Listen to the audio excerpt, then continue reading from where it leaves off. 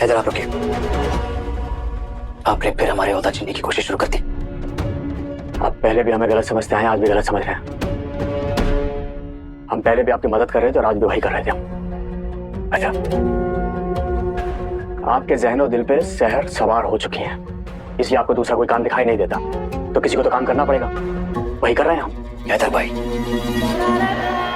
आप भूल रहे हैं, आप इस वक्त मुफ्ती शहर से बात करें ना अपने मामूजात भाई से। गुस्ताखी माफ हो मुफ्ती शहर, लेकिन हम गलत नहीं कह रहे हैं।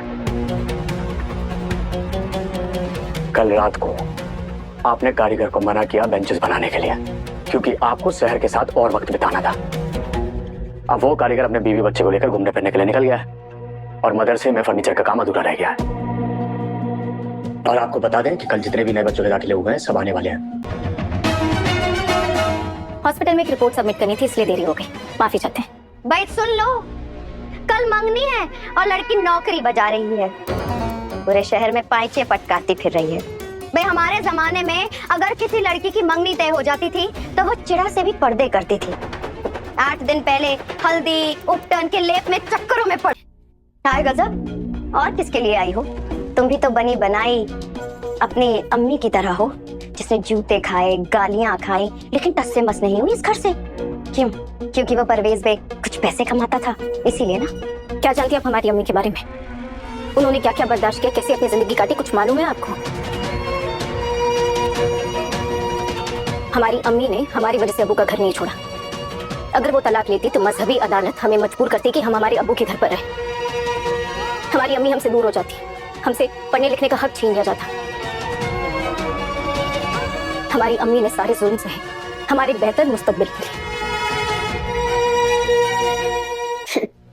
तो तुम कह रही हो कि मजहबी अदालत की वजह से तुम्हारी अम्मी ने सब कुछ चाहा, तो तुम क्या कर रही हो यहाँ? किसके घर में खड़ी हो? किससे तुम्हारी मंगनी होने वाली है? हमारा माहिद मजहबी अदालत का सरबराह है। मजहब और मजहब की किताबों के अलावा वो कुछ और सोच भी नहीं सकता, समझी? क्या सहर की एक गलती माहिद की ज़िंदगी बर्बाद कर देगी? क्या माहिद सच में खुद से ही डरने लगा है? और क्या प्यार और फ़र्ज के बीच फंसी सहर इस बार सबको बचा पाएगी? भाई आज सहर का एपिसोड इमोशन से भरपूर था, जहां सहर हर पल माहिद को टूटने से बचाती नजर आई, जबकि दुश्मन उसकी ज़िंदगी को बर्बाद करने की तैयारी कर रहे थे। एपिसोड की शुरुआत कैस के सवाल से होती है, जब वो टेलर बने सहर से 2 कपड़े पहनने की वजह पूछता है। सहर मुस्कुराकर बात को संभाल लेती है और झूठ बोल देती है कि यही उसका स्टाइल है। अब उधर बिलाल ईशा को समझाता है कि सहर ने टेलर को माहिद के लिए बुलाया है और कोई भी उसके काम में दखल नहीं दे सकता।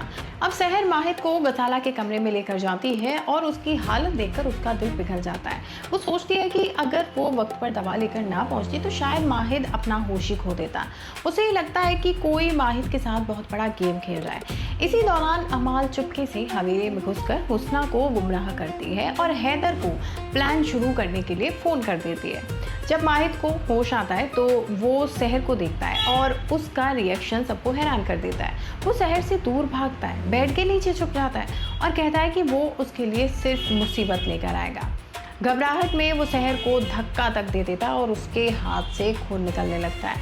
अब खून देखते ही माहिद का दिल टूट जाता है और वो खुद को ही दोष देने लगता है। सहर उसे समझाती रहती है कि वो उसे अकेला नहीं छोड़ेगी। माहिद अपनी माँ को बुलाने की जिद करता है और सहर उसे शांत करने के लिए प्यार से झूठ बोल देती है।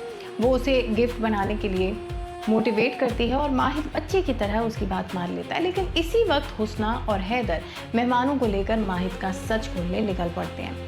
अमाल सहर को वार्निंग देती है और सहर तुरंत सब संभालने दौड़ पड़ती है। हुस्ना माहिद को ढूंढने ही वाली होती है कि सहर उसके सामने दीवार बनकर खड़ी हो जाती है और कहती है कि माहिद यहाँ है ही नहीं। लेकिन देखना ये होगा कि सहर कब तक माहिद को दुनिया की नजरों से छुपा पाएगी।